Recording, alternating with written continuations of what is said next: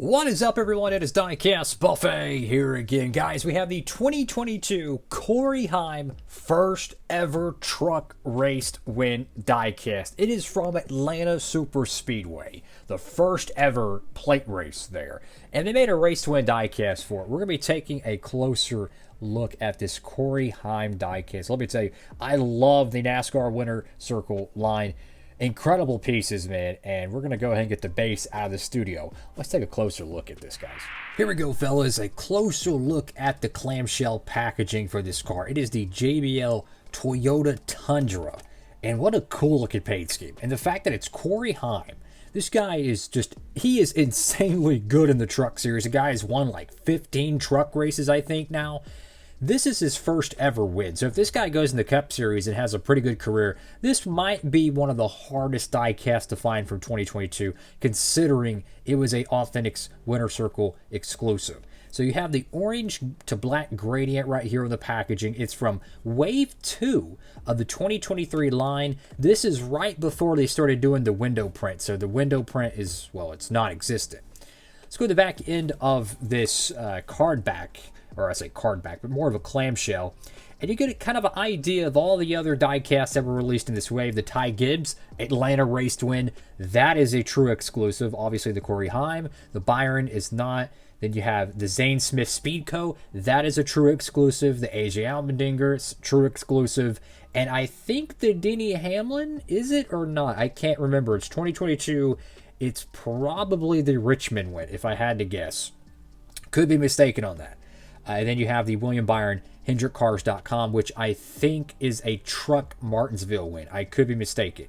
Anyways, if that is the Truck Martinsville win, that's an exclusive as well. So we're going to go ahead and open up this clamshell. If you're new to these winner circle ones, this is how you pretty much open it.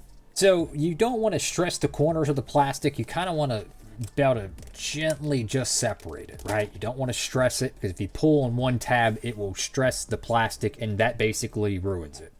So anyways, you just kind of just open it up, and here we go. We're going to take the cardboard, or the cutout, if you will. We'll go ahead and set that to the side. It's not going to stay up. Okay, that's cool.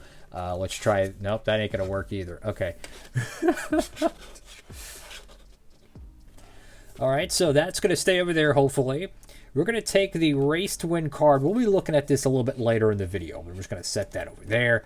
And let's go ahead and get the truck diecast out of the studio, as I'm making a mess. Here we go, folks, out of the plastic clamshell, and let's jump into the actual diecast review. So the JBL paint scheme has been around KBM for quite some time. You even go back to, oh my goodness, maybe like 2014, 2015, give or take. And this is the first ever JBL truck diecast to ever get made in 1/64 scale. So this is a pretty cool long-term partnership, and glad to see a diecast actually get made. Now, you can clearly see that the window has no print. No Camping World Truck Series decal, any of the window bars, none of that. So if you wanted to upgrade it, you could. You just have to take it apart, but then you could swap it out with, you know, just a random 2022 diecast and be done with it. So you got JBL right there on the hood. You can see just a few faint spots of dirt and grime. And again, it's a raced version. Go to the front end of the diecast. Now, I think this is an actual decal error. I don't think this is a actual raced win damage. I think this is actually a decal error, because you can see a pretty large crinkle there. So that's rather unfortunate. If it was just, you know, the race wear damage, that's fine, but I think this one's actually a factory error, so that sucks. Toyota Tundra right there, 51.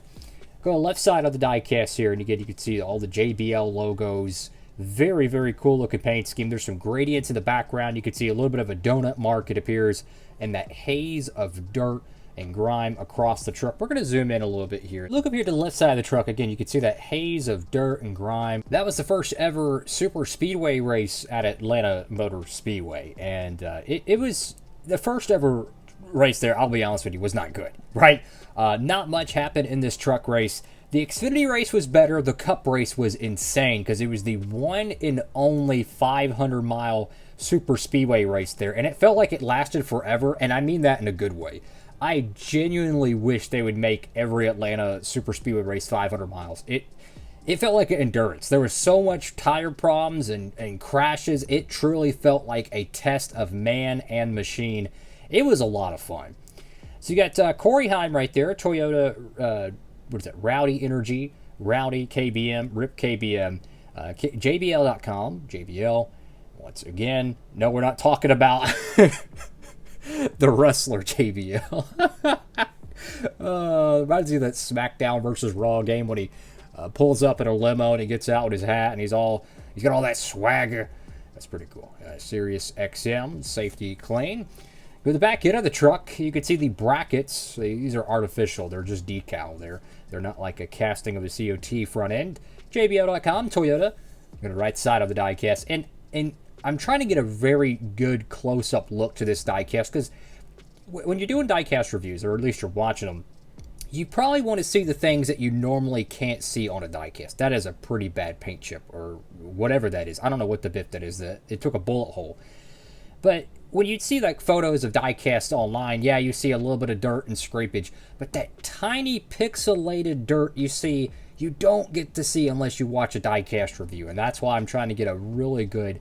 hopefully it renders it in 4K. I try to film this stuff in 4K. But hopefully it gives you a pretty good idea of all the dirt and grime that this diecast really has. And yes, it does have a matte satin finish. At the top of the diecast, got number 51. And then over here to the bed cover, you have JBL right there. I'm going to zoom out in here, so bear with me. There we go. Very cool looking diecast. And again, this is the only JBL Toyota 164 ever made. I'm looking at my diecast case. I'm very blessed to have these, by the way. I have a ton of truck diecasts. I think every KBM truck that has been made. You had the 2 Atlanta race to wins for Kyle Busch. You had the Las Vegas race to win. Truex Bristol Dirt race to win. And then you had the Pocono. I think it was Pocono. It was Pocono race to win for Kyle Busch. And that's all the 51 trucks that have ever been made, I believe. And when I saw this diecast was put in the winner circle line, I about flipped out. I was like, are you kidding me? They're actually making it? And sure enough, they did. So here's the race win card from it. I remember watching this race, and there was a little bit more build-up to it, not only because it was a super speedway, first ever Atlanta super speedway. That was the talk of the entire 2021 offseason heading into 2022. Next gen and what the biff's going on with Atlanta, right? And I believe the Friday practice actually got rained out because it was during the March Madness bracket, I think. Yeah, mid-March. And Friday it rained out, so there was no practice, no qualifying. So they pretty much just said, go out there and race. Or they did qualifying on Saturday, either or. So you have the truck in the background. You have kind of a checker pattern, very nice. Corey Heim, FR8208 winner, March 19th, 2022, Hampton, Georgia. Go to the back end of it, you have another alternate photo. I like this. I love the colors here. The Authentic's winner circle line is my favorite thing in the NASCAR diecast realm. It really is. And I love how they're finally bringing back the photos of the drivers, the color, stuff that they used to do years ago, and then they got lazy with it around 2020, 2021. They finally kind of started going back to it. Got all these details here. I'll let y'all, read that. You could pause it if you'd like. But for context, the race really wasn't that good. And the reason why I say that is it was pretty much once the restart happened and you went out front and you're doing your thing, guess what? You cannot be passed because the trucks would break apart like mini Gen 4 2004 packs, right? Where you have 3-car breakaways.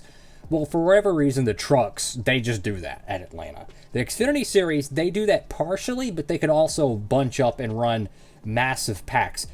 I honestly think the best form of Atlanta racing is the next-gen car because they are built to run side by side. The truck race, it almost sucks at Atlanta because no one can pass. I will say, though, excuse me, 2024 was a better version of it. They actually had some more passing. But 2022, not much happened.